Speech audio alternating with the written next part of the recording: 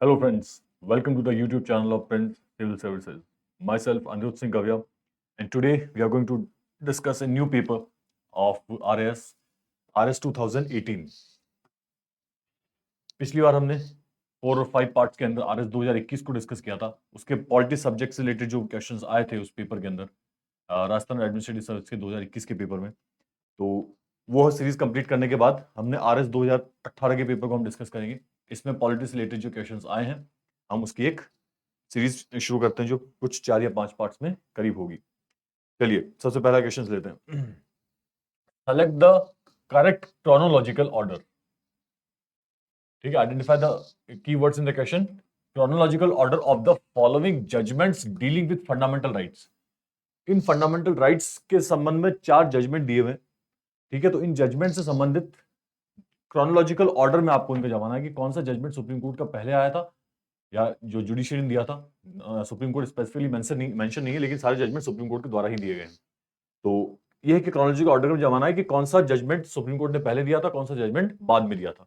ठीक है, तो जजमेंट के बारे में बात करते हैं। Golaknath case versus state of Punjab, Kesavananda Bharati versus state of Kerala, Minerva mills versus union of India, A.K. Gopalan versus state of Madras. ये 4 केस दिए हुए, इनको क्रोनोलॉजिकल ऑर्डर में हमको जमाना है। सबसे पहला है Golaknath case, state of Punjab. एक जो फेमस केस के अंदर है वो B, Kesavananda Bharati. We all know about it, it is 1973। ठीक है, केशवंत भारती केस 1973 के अंदर आया था। It is related to the basic structure of the Constitution. उससे पहले आया था गोलकनाथ केस जो आया था 1967 में। केस के बारे में ब्रीफली चर्चा कर लेते हैं। गोलकनाथ केस रिलेटेड है फंडामेंटल राइट से। ये चारों ही केस वैसे तो फंडामेंटल राइट से रिलेटेड है। गोलकनाथ केस के अंदर सुप्रीम कोर्ट ने क्या कहा था कि फंडामेंटल राइट्स को पार्लियामेंट अमेंड नहीं कर सकती। पार्लियामेंट की पावर अनलिमिटेड नहीं है। ठीक है, it can not amend the fundamental rights. ये गोलकनाथ केस का जजमेंट था सुप्रीम कोर्ट का। तो गोलकनाथ केस के अंदर जो 1967 में आया था, फंडामेंटल राइट्स को अमेंड करने की जो पार्लियामेंट की पावर थी उसको रिस्ट्रिक्ट किया था सुप्रीम कोर्ट ने अपने जजमेंट में। केशवंत भारती केस जो उसके 6 साल बाद आया था 1973 के अंदर। केशवंत भारती केस हम सब जानते हैं सुप्रीम कोर्ट ने क्या जजमेंट दिया था कि पार्लियामेंट को, गोलकनाथ केस से बिल्कुल उल्टा जजमेंट था लेकिन संतुलन के साथ बैलेंस किया था सुप्रीम कोर्ट ने उस जजमेंट को।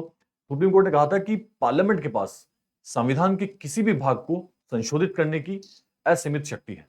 ठीक है, parliament has unlimited power to amend any part of the constitution. ठीक है, ये सुप्रीम कोर्ट ने कहा था। But supreme court said this with a caveat. Supreme court ने कहा कि नहीं, पार्लियामेंट के पास अनलिमिटेड पावर है, but parliament can not amend और cannot make any changes to the basic structure of the constitution.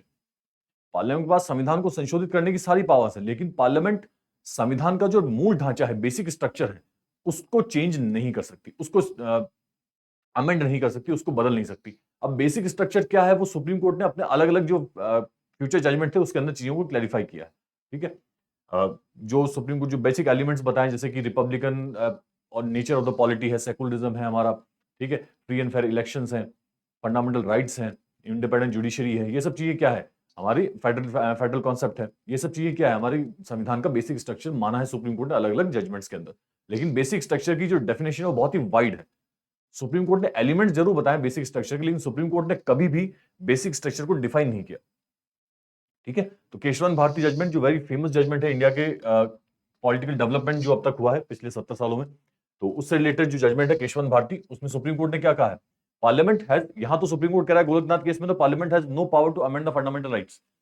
Keshwant Bharati case में सुप्रीम कोर्ट कह रही है कि Parliament has the power to amend the fundamental rights also, but it can not change the basic structure of the Constitution. Okay, तो ये 1973 का judgement है। Minerva mills judgement आया था यूनियन ऑफ इंडिया 1980 के अंदर। ठीक है, केशवंत भारती जजमेंट के 7 साल बाद।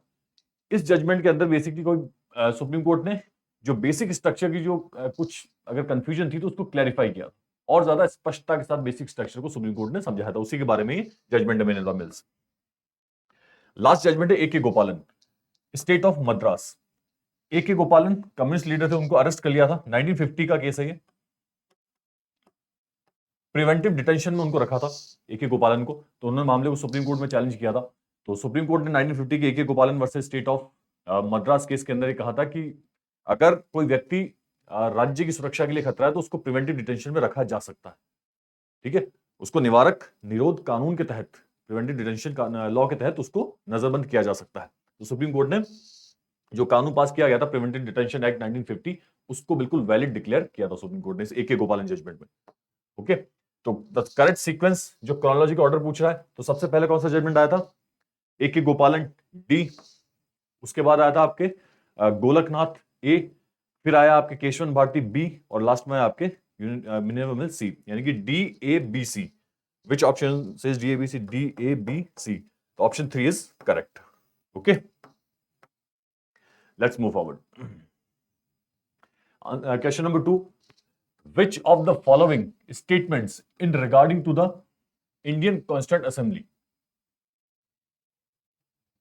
are incorrect? With regard to कुछ statements दिए हुए, with regard to those statements, which statements about Indian Constituent Assembly are incorrect? कौन सा स्टेटमेंट इनकरेक्ट है, गलत स्टेटमेंट है? तो पहला स्टेटमेंट क्या कहता है? It was not based on adult franchising, कि ये एडल्ट फ्रेंचाइजी के ऊपर, यानी कि यूनिवर्सल एडल्ट फ्रेंचाइजी को हम कहते हैं 18 साल से ऊपर का कोई व्यक्ति है, तो 18 साल से ऊपर कोई भी व्यक्ति हो तो उसको वोट देने का अधिकार होगा। ठीक है, ये एडल्ट फ्रेंचाइजी कहते हैं, यूनिवर्सल एडल्ट फ्रेंचाइजी को हम कहते हैं। तो ऐसा नहीं है। कॉन्स्टिट्यूएंट असेंबली संविधान सभा में जो इलेक्शंस हुए थे वो बहुत ही लिमिटेड नंबर, एक तो इनडायरेक्ट इलेक्शंस थे, ठीक है, लोगों ने किसको चुना था? स्टेट लेजिस्लेटिव असेंबली को चुना था। स्टेट लेजिस्लेटिव असेंबली ने किसको चुना था? कॉन्स्टिट्यूएंट असेंबली को चुना था। तो सबसे पहली चीज तो इनडायरेक्ट इलेक्शंस थे, और स्टेट लेजिस्लेटिव इलेक्शंस में जिनको वोट करने का अधिकार दिया गया था वो बहुत ही लिमिटेड फ्रेंचाइजी थी। ठीक है, शिक्षा के आधार पर, संपत्ति के आधार पर वोट करने की जो अधिकार दिया गया था बहुत कम लोगों को दिया गया था। तो उस सिचुएशन के अंदर आइडल फ्रेंचाइजी तो वो नहीं हो सकता। ओके, तो फर्स्ट स्टेटमेंट गलत हो गया। Second statement, it resulted from direct election. क्या डायरेक्ट इलेक्शन से संविधान सभा का निर्माण हुआ था? ये चीज हमने डिस्कस की। लोगों ने किसको चुना था? स्टेट लेजिस्लेटिव असेंबलीज को चुना था, विधानसभाओं को चुना था, विधानसभाओं ने फिर किसको चुना था? कॉन्स्टिट्यूएंट असेंबली को चुना था, संविधान सभा को। तो डायरेक्ट इलेक्शन नहीं था, संविधान सभा कैसा था? इनडायरेक्ट इलेक्शन था। ये स्टेटमेंट भी क्या हो गया? गलत हो गया। It was not a multi party body, ये स्टेटमेंट सही दोस्तों। कांग्रेस पार्टी का ज्यादा प्रभुत्व था आपके, और ये संविधान सभा के अंदर, ये संविधान सभा की आलोचना भी कही जाती है कि it was dominated by the Congress party. Last है, it work through several committees, यानी कि ये कई सारी कमिटीज और समितियां बनी थी। स्टीयरिंग कमेटी है, फंडामेंटल राइट्स कमेटी है, यूनियन पावर्स कमेटी है, ठीक है, यूनियन कॉन्स्टिट्यूशन कमेटी है, कई सारी समितियां बनी थी, फ्लैग कमेटी है, सिटीजनशिप कमेटी है, माइनर कमिटीज भी थी कई सारी। तो कई समितियों के थ्रू इस संविधान सभा ने काम किया था। तो दिस स्टेटमेंट इज करेक्ट। तो ये दो स्टेटमेंट तो सही हो गए। पूछ क्या रहा है? इनकरेक्ट स्टेटमेंट के बारे में पूछ रहा है। तो इनकरेक्ट कौन सा है? ए और बी। तो विच ऑप्शन से A and B? A and B. Option 2 will be correct. Okay, चलिए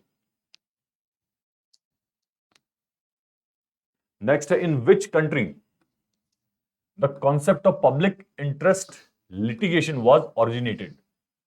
कौन से देश के अंदर पब्लिक इंटरेस्ट लिटिगेशन, जिसको हिंदी में कहते हैं जनहित याचिका,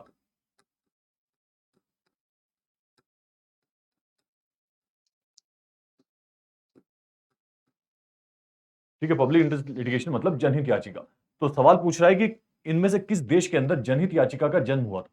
ठीक है, ये जनहित याचिका का जो कॉन्सेप्ट है वो ओरिजिनेट हुआ था। तो इनमें 4 कंट्रीज के नाम है, Canada, USA and United kingdom and Australia. The correct answer is USA, United states of America. America के अंदर पब्लिक इंटरेस्ट लिटिगेशन का सबसे पहले ओरिजिन हुआ था।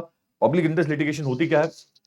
जनरली कोर्ट्स के अंदर अगर किसी के, डेमोक्रेटिक कंट्रीज के अंदर फंडामेंटल राइट्स आपके संविधान में दिए हुए हैं और उन फंडामेंटल राइट्स का अगर उल्लंघन होता है, ठीक है, आपको फंडामेंटल राइट्स को पालन नहीं किया जाता, वो एनफोर्स नहीं कर पाते आप, तो आप कोर्ट में जा सकते हो। लेकिन जिसके फंडामेंटल राइट का या उल्लंघन हुआ है, जिसके अधिकारों का उल्लंघन हुआ है, वही व्यक्ति कोर्ट में जा सकता है नॉर्मल सर्कमस्टेंस में। लेकिन जनहित याचिका के थ्रू क्या कहा गया कि कई बार व्यक्ति अपनी अशिक्षा के कारण या अपने जो रिसोर्सेज उसके पास होते हैं, संसाधन होते हैं, उस संसाधनों की सीमाओं के कारण, because the limitation of education and resources, वो कोर्ट तक नहीं पहुंच पाता। ठीक है, उसकी सिचुएशन होती है, ऐसी होती है कि उसको अपने अधिकारों के बारे में जानकारी नहीं होती, उसके पास इतना संसाधन नहीं होता कि वो कोर्ट के अंदर जाके अपने राइट्स को एनफोर्स करा सके। तो उस सिचुएशन में क्या हुआ, दूसरा व्यक्ति जो वैलिड, जो मतलब सही तरीके से उसको रिप्रेजेंट कर सकता है, ठीक है ना, वो व्यक्ति उसकी तरफ से पिटीशन डाल सकता है कोर्ट के अंदर और उसको कह सकता है कि ये जनहित याचिका है। ठीक है, जनता के हित के अंदर याचिका, उस व्यक्ति को जिसके अधिकारों का हनन हो रहा है उसको स्वयं डालने की जरूरत नहीं है, उसकी तरफ से कोई दूसरा व्यक्ति भी उस याचिका को दाखिल कर सकता है। ठीक है, तो इसमें क्या होगा, लेकिन कंडीशन ये है कि उस व्यक्ति के अधिकारों से जुड़ा हुआ कोई मामला है तो जनता के हित, व्यापक हित से जुड़ा हुआ मामला होना चाहिए। ठीक है ना, बात यहां पे जनहित की हो रही है, पब्लिक की हो रही है, पब्लिक इंटरेस्ट होना चाहिए उसमें जुड़ा हुआ, पर्सनल इंटरेस्ट के लिए नहीं हो सकता, पब्लिक इंटरेस्ट उससे जुड़ा हुआ होना चाहिए, तब वो कोर्ट डिसाइड करेगा कि ये याचिका प्राइवेट इंटरेस्ट वाली है, पब्लिक इंटरेस्ट वाली है। ठीक है, आजकल बहुत सारी याचिकाएं सिर्फ पब्लिक इंटरेस्ट लिटिगेशन के नाम से डाल दी जाती हैं। ठीक है, लेकिन उसके अंदर कई बार प्राइवेट इंटरेस्ट भी जुड़े होते हैं। तो जनहित याचिका कॉन्सेप्ट यही है, जनता के हित से जुड़ी हुई याचिका कोई भी व्यक्ति कोर्ट के अंदर डाल सकता है। Okay, that's all for today. We'll come back in the second part of the series. Till then, thank you very much. Have a good day.